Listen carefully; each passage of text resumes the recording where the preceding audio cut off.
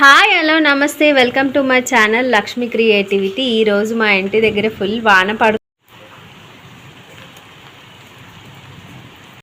చూస్తున్నారు కదా. మీరందరూ ఏం చేస్తున్నారు? మేమైతే ఇప్పుడు వేడివేడి బజ్జీలు వేడివేడి పునుగులు తిందాం అనుకుంటున్నాము. అలాగే మా పిల్లలు టీ కూడా పెట్టమంటున్నారు. నేనైతే టీ పెడదాం అనుకుంటున్నా. ఇప్పుడు చూసేయండి మరి.